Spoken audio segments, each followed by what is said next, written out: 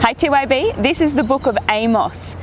Now I know some of you will be like, I don't think I've ever read Amos. It's one of those books that we probably don't read regularly, but again, with all books in the Bible, it is an incredible book when you study it. The book of Amos is one of the minor prophets. Now again, minor prophet doesn't mean less than, it just means smaller books. Five major prophets, 12 minor prophets in your Bible. So this is one of the 12 smaller prophetic books. I have to say I love Amos. This guy is a shepherd. He's not a son of a prophet. He's not in the prophetic line or anything like that. He's a shepherd and he takes care of sycamore trees in an area. It's a funny book when you read and really stop and slow down. And he has a prophetic word. Amos, the name Amos means burden, and he gets a burden and God speaks through him, and this is his prophetic word to the people. Now, I love showing you different ways of studying the Bible. I want to show you another book. This is the IVP Atlas of Bible History. This actually goes through and shows you maps and things in relation to the Bible. I've actually really enjoyed reading this book. I'm just going to have to put one book down because I'm doing a juggling act this morning. This book shows you can go through and it shows you the area that Amos preached in. It shows you that we're in the two kingdoms. So Israel and Judah are separated at that time into two kingdoms, and Amos comes in and prophesies to the kingdom of Israel. Again, when you are doing your prophetic books, Google search prophetic timeline and have a look at the time that the prophet is prophesying.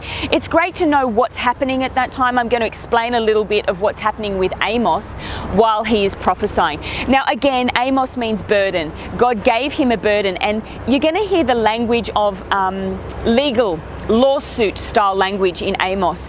It's about, they call him the covenant lawsuit messenger. What does that mean? He's talking about the covenant relationship with God, saying, guys, you've got judgment on you because of your actions and your behavior. Now, I know as Pentecostals, sometimes we don't like reading the Old Testament because God comes across as quite harsh and judgmental. But you know what? I think it's a good balance, because sometimes we are so over-graced with God that we have license to do whatever we want.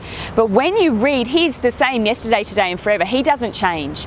He is the God that judges. And when Jesus comes back, He's coming back as judge. He's coming back as King of Kings and Lord of Lords. He is grace and mercy. He is grace and truth, justice and mercy. There's a balance. So get this book in you and let it balance your relationship with God. Let's go.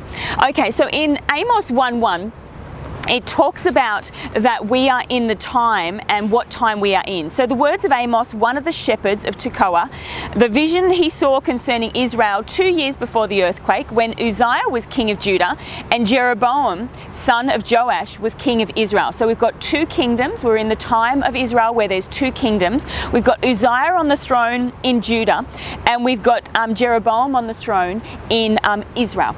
Now, timeline-wise, it's probably about, they say, about I'm just going to read this because I want to get them exactly right, 793 to 753 BC. So the second half of the 8th century is when Amos is preaching. He's from Tekoa, he's actually from Judah, and he's prophesying to Israel. He's a shepherd.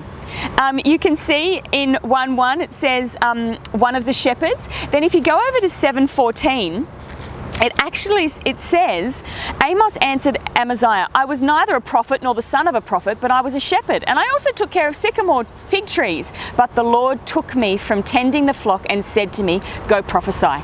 This is this incredible moment where God can take you from anywhere, any occupation. You don't have to be pastor in ministry. And he says, prophesy, speak to the people. And I love this obedience of Amos, this obedience. We've got people around us. I love these dogs everywhere. I love having TYB outside. It's a little scary, but do it scared, people. So as you go through Amos, you're going to love this sound. When Amos talks to God, he actually changes his mind. Have a look at that in chapter 7. He says, I've got a burden, and God says, this is what I'm going to do. And I'll read it to you. It's so interesting. When you pray and when you prophesy, you can change God's mind. It says, So the Lord relented. So the Lord relented. It says in 7:1, this is what the sovereign Lord showed me. He was preparing swarms of locusts after the king's share had been harvested, and just as the late crops were coming up.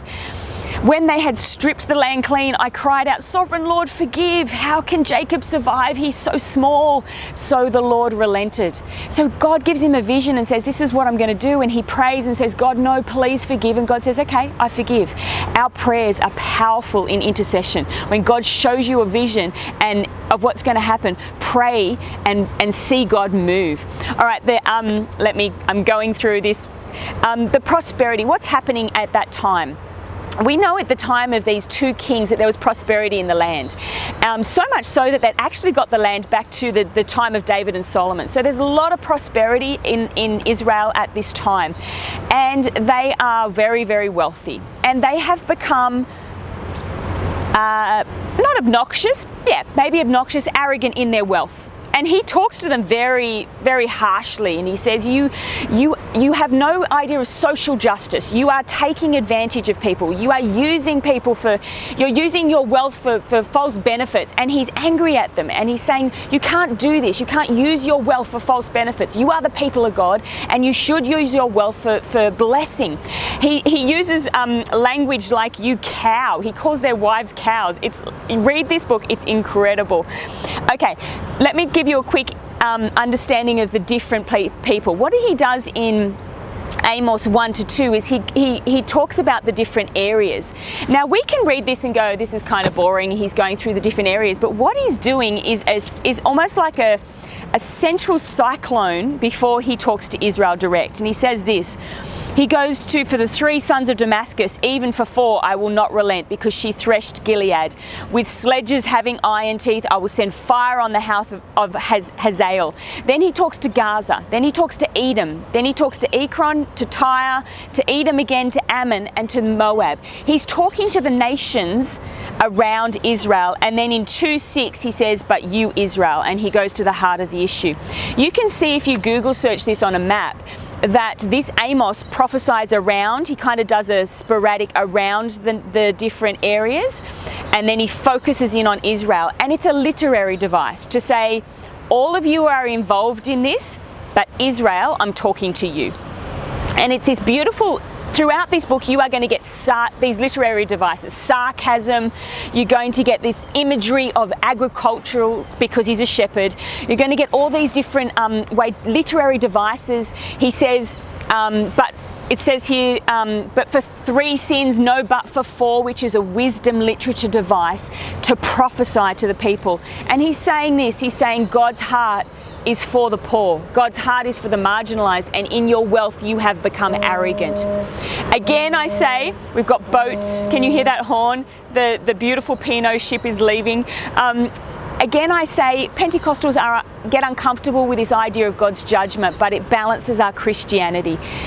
We have threat of invasion in this book. You're going to love this book, guys. Jump in. In the deep dive, we're going to talk about the day of the Lord. This is a prophetic voice to people saying, when God gives you a blessing, don't abuse it. Use it for His glory. Have fun in the book of Amos.